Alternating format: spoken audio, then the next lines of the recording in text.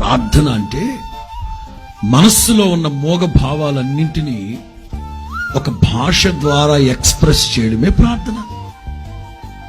ఇప్పుడు ఇక్కడ మనస్సులో ఏ భావాలు లేకపోతే ప్రార్థన ఎలా వస్తుంది? ఇక్కడ సంథింగ్ ఏదో ఉండాలి. ఇక్కడ మోగ భావాలు ఏవో ఉన్నాయి, వాటిని ఒక భాష ద్వారా చెప్తూ గంట, 2 గంటల, 3 గంటల, 4 గంటల ఇది వెళ్ళిపోతా ఉంటుంది. ఇక మీ దైనందిన జీవితం మీద సంతోషంగా, ఉత్సాహంగా, ఉల్లాసంగా, మాన్యత కలిగిన ఒక జీవితాన్ని జీవిస్తున్నారా? ఎప్పుడు కన్నీళ్లు, రోగాలు, మానసిక క్షోభ, టెన్షన్స్, బాధలు, బీపీలు, షుగర్లు, ఇట్లాంటి దరిద్రపు అనుభవాలు సాగిపోతున్నారా? ఒక క్రైస్తవుడు సంతోషంగా జీవితాన్ని కొనసాగించాలి అంటే ఒక రోజులో మొట్టమొదటిగా నీవు లేవగానే చేయాల్సిన పని ఏంటంటే ప్రార్థన. ప్రార్థన ప్రార్థన ప్రార్థన అంటే అంటే ప్రప్రథమముగా, అర్థన అంటే అడగడం. నీవు ఉదయాన్నే లేవగానే ప్రప్రథమంగా ఎవరిని అడగాలి, ఏమడగాలి? ఉదయాన్నే లేవగానే మన నోట, మన కంఠ ధ్వని ప్రభు వినాలి. సామెతలో ఒక మాట ఉంది, వేకునే లేచి తన పొరుగువానిని దీవించిన దీవెన ఆ పొరుగువానికి శాపముగా మార్చబడును.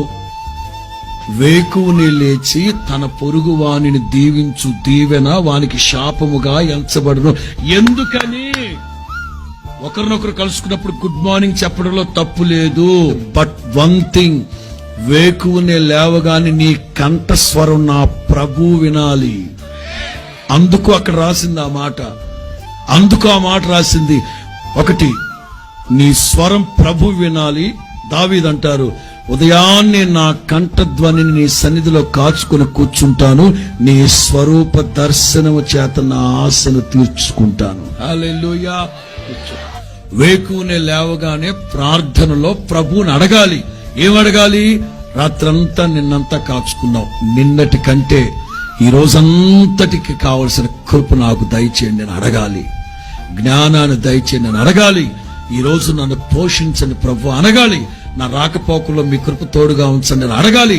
చదువుకునే పిల్లలు అడగాలి, నిన్నటి కంటే నాకు ఈ రోజు నూతన జ్ఞానాన్ని దయచేయండి అని అడగాలి. వ్యాపారాలు చేసుకునే వాళ్ళు అడగాలి, నిన్నటి కంటే ఈ రోజు నా వ్యాపారం మెండుగా ఆశీర్వాదకరంగా ఉండాలి వాళ్ళు అడగాలి.